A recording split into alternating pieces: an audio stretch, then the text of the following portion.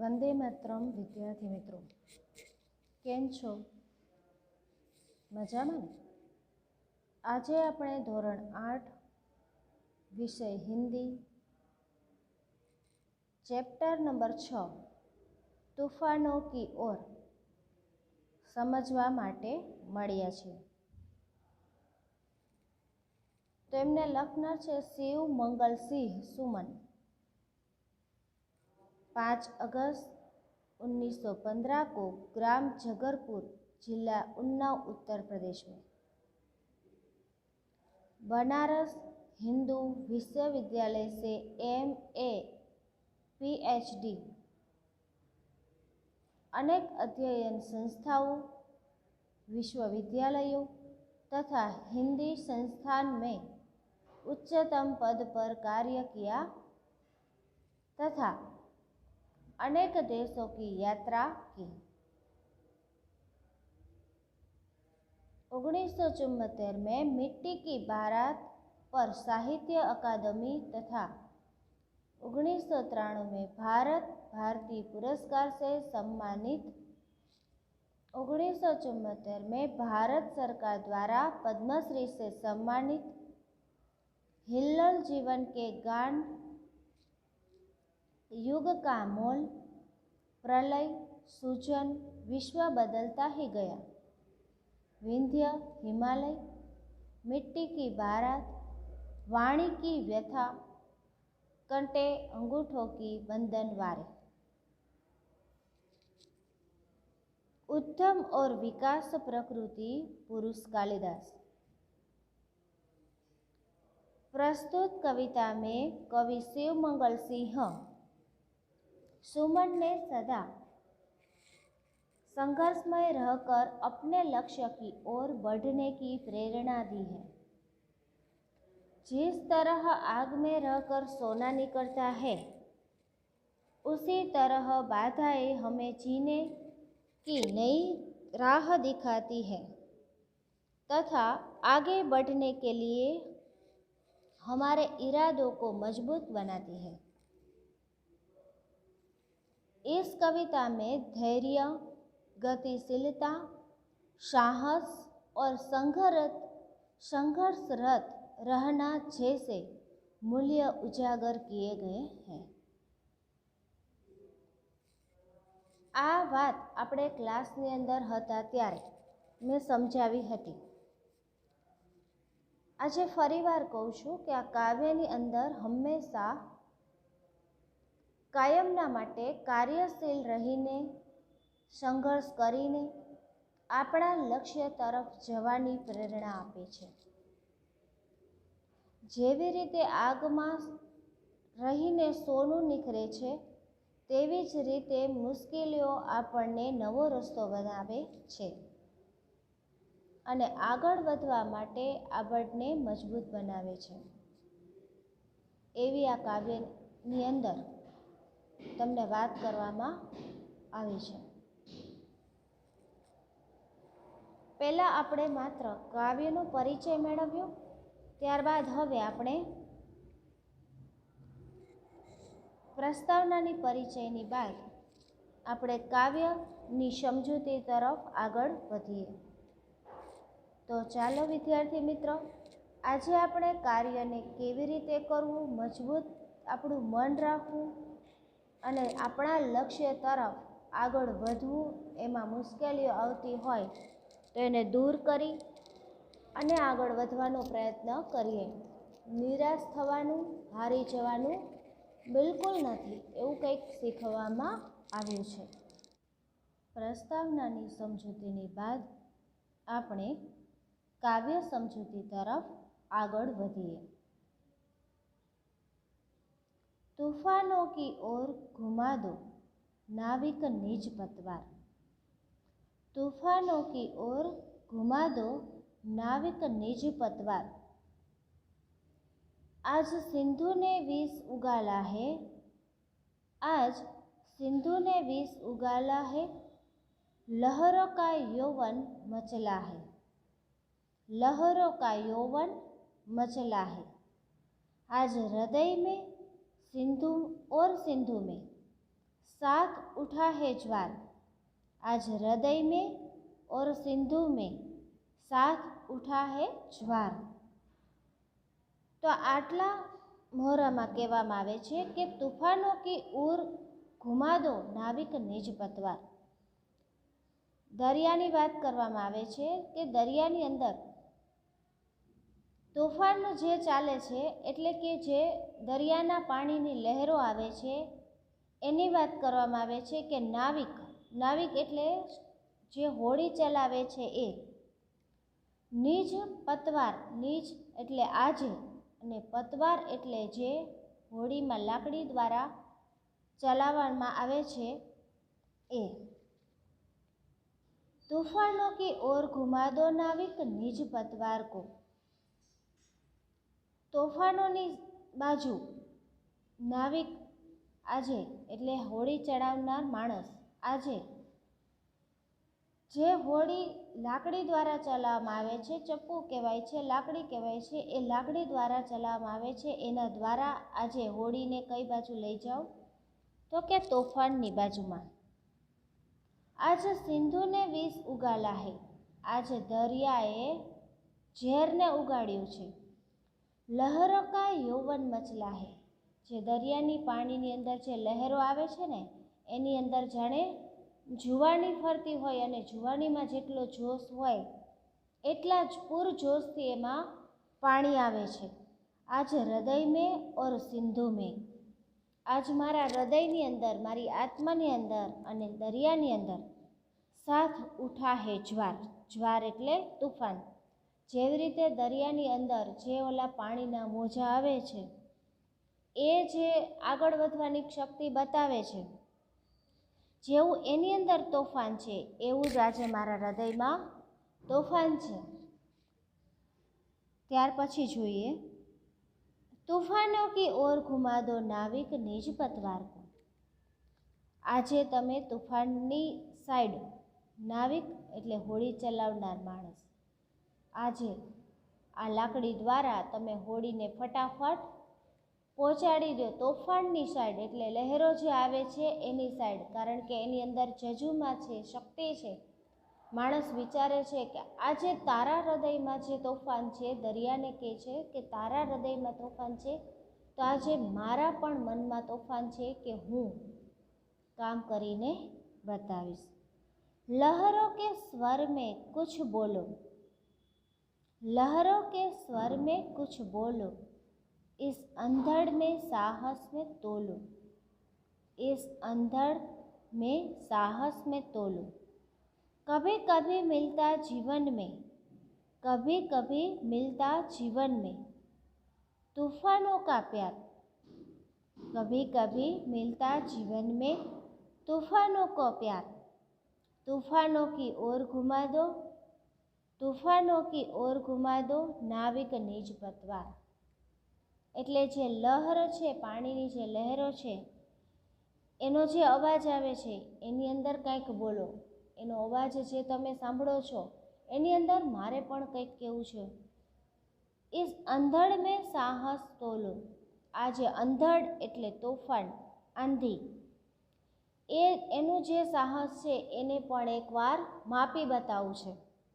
કભી કભી મિલતા હૈ જીવન મેં તોફાનો કા પ્યાર, ક્યારેક ક્યારેક આ તોફાનોની સામે પડવાથી આપણને પણ પ્યાર મળે છે, કારણ કે આજે મને ઈચ્છા છે કે હું તારી સામે પણ દુનિયાની કોઈ પણ મુશ્કેલી આવશે તો એની સામે પણ હું જીતીને બતાવીશ। તોફાનો કી ઓર ઘુમા દો નાવિક નિજ પતવાર કો, તોફાનોની અંદર જે સમુદ્રની અંદર જે તોફાનો છે એની અંદર આજે એની સામે તમે નાવિક એની સામે હોડીને ફેરવી દો। પતવાર એટલે નાવ ચલાને કી લકડી કો, એ લાકડી દ્વારા તું આજે ફટાફટ એની સામે પડીને આગળ વધી જા।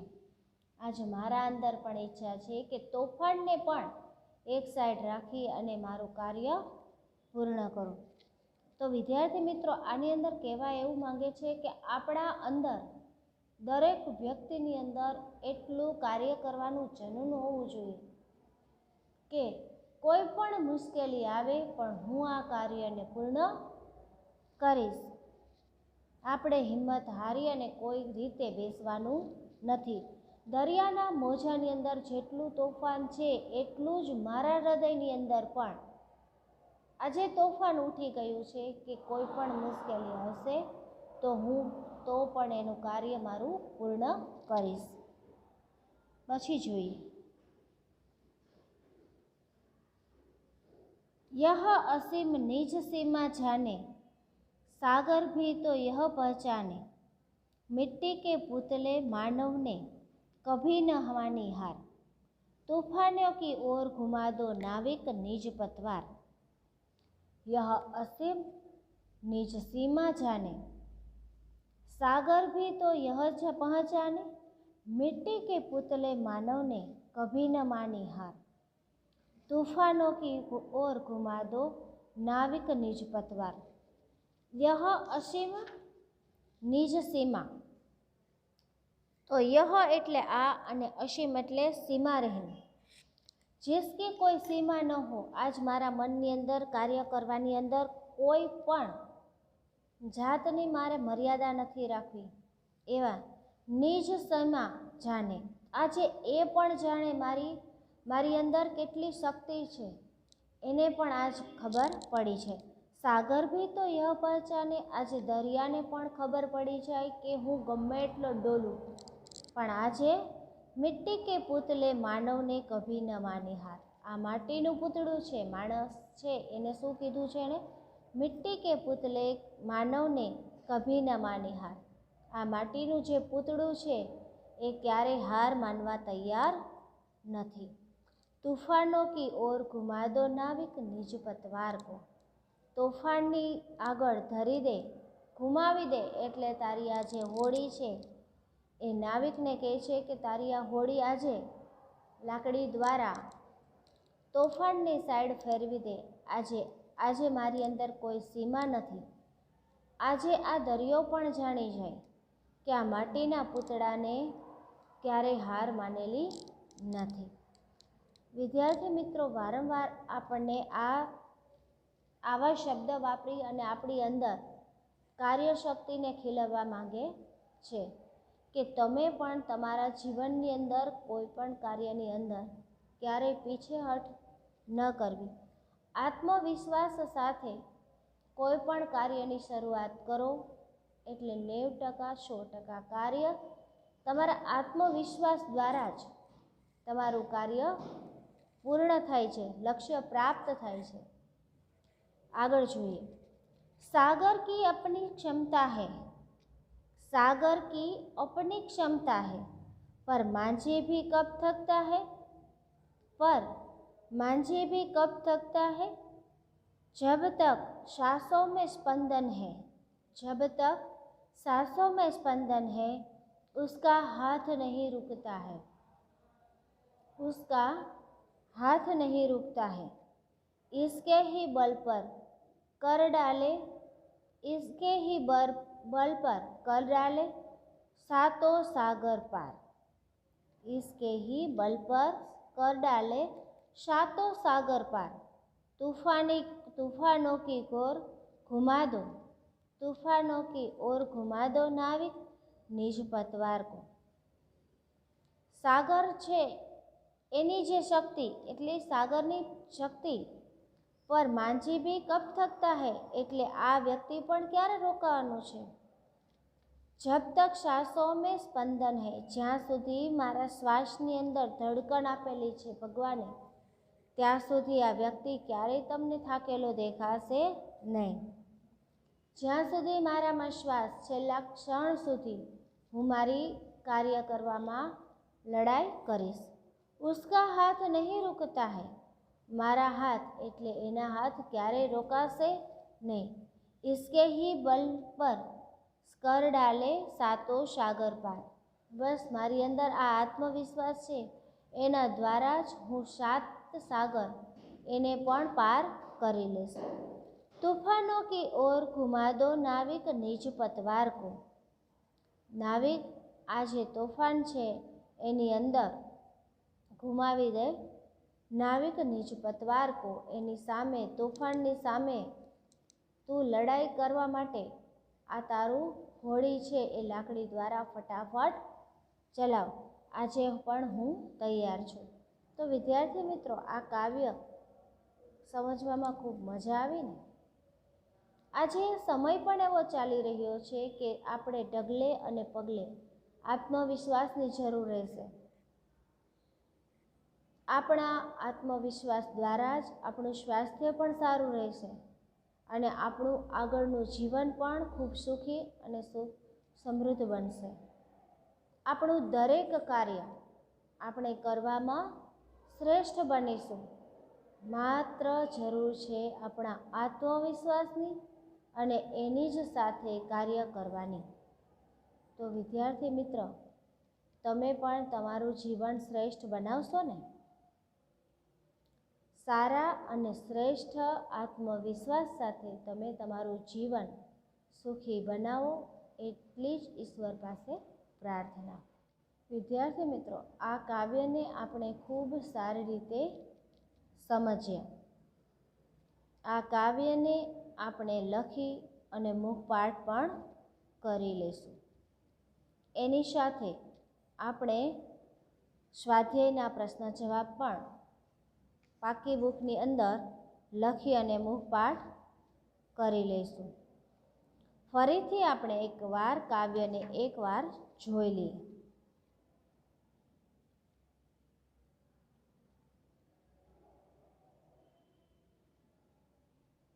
तूफानों की ओर घुमा दो नाविक निज पतवार को, तूफानों की ओर घुमा दो नाविक निज पतवार को, आज सिंधु ने विष उगाला है, लहरों का यौवन मचला है, आज सिंधु ने विष उगाला है, लहरों का यौवन मचला है, आज हृदय में और सिंधु में साथ उठा है ज्वार, आज हृदय में और सिंधु में साथ उठा है ज्वार, तूफानों की ओर घुमा दो, तूफानों की ओर घुमा दो नाविक निज पतवार को, नाविक निज पतवार को, लहरों में स्वर, लहरों के स्वर में कुछ बोलो, लहरों के स्वर में कुछ बोलो, इस अंधड़ में साहस तोलो, इस अंधड़ में साहस तोलो, कभी कभी मिलता जीवन में,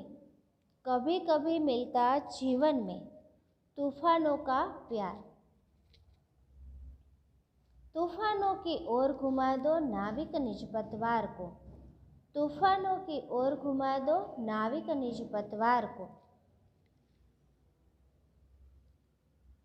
यह असीम निज सीमा जाने, यह असीम निज सीमा जाने, सागर भी तो यह पहचाने, सागर भी तो यह पहचाने, मिट्टी के पुतले मानव ने कभी न मानी हार, मिट्टी के पुतले मानव ने कभी न मानी हार, तूफानों की ओर घुमा दो नाविक निज पतवार को, तूफानों की ओर घुमा दो नाविक निज पतवार को, सागर की अपनी क्षमता है, सागर की अपनी क्षमता है, पर मांझी भी कब थकता है, पर मांझी भी कब थकता है, जब तक सांसों में स्पंदन है, जब तक सांसों में स्पंदन है, उसका हाथ नहीं रुकता है, उसका हाथ नहीं रुकता है, इसके ही बल पर कर डाले सातों सागर पार, इसके ही बल पर कर डाले सातों सागर पार, तूफानों की ओर घुमा दो नाविक निज पतवार को, तूफानों की ओर घुमा दो नाविक निज पतवार को. તમે તમારી રીતે પણ આ કાવ્યને અલગ રાગથી પણ ગાઈ શકો છો. એકવાર આપણે શબ્દાર્થ પર નજર કરી લઈએ. नाविक, नाव चलाने वाला, मल्ला, माझी, निज, अपना, निज तो अपना, पतवार तो नाव चलाने वाली लकड़ी अथवा तो चप्पू, ज्वार तो तूफान। समुद्र में पानी का बाढ़ बढ़ना। अंधड़ तो तूफ आंधी। असीम तो सीमाहीन, जिसकी कोई सीमा न हो, जिसकी कोई मर्यादा, मतलब કોઈ કાર્ય કરવું છે એના માટે કોઈ સમય અથવા શક્તિને એને રોકવાનું ન હોય, કોઈ સીમા જ ન હોય. ક્ષમતા શક્તિ, યોગ્યતા. સ્પંદન એટલે ચેતના, ધડકન. બલ પર એટલે સહારે. તો વિદ્યાર્થી મિત્રો, આજે આપણે આ કાવ્યની સમજૂતી ખૂબ સારી રીતે મેળવી છે. તો એના દ્વારા જ આપણે પાકી બુકની અંદર શબ્દાર્થ અને સ્વાધ્યાયના પ્રશ્ન જવાબ લખી અને મુખપાઠ કરી લેવાના છે. હા, એ સાથે આપણે કાવ્યને પણ મુખપાઠ કરી લઈશું. અને વિદ્યાર્થી મિત્રો, જ્યારે પણ આવા કોઈ કાવ્ય અને આવી કોઈ પાઠની સમજૂતી આપવામાં આવે ત્યારે તો આપણને જીવન જીવવાની, કાર્ય કરવાની કંઈક અલગ જ શક્તિ મળે છે. મળે છે ને? ખૂબ સરસ. તો હું આશા રાખું છું કે આ સમયની અંદર અત્યારે આપણે લોકો સાથે ઘરે જ રહીશું. એની સાથે કોઈ પણ કાર્ય સ્કૂલ દ્વારા કરાવવામાં આવે તો એ આપણે 100% પૂર્ણ કરીશું. કારણ કે જ્યારે પણ આપણે પરીક્ષા આવે ત્યારે આપણને પ્રશ્ન જવાબ લખવામાં ખૂબ અને ખૂબ સરળતા રહે. Thank you.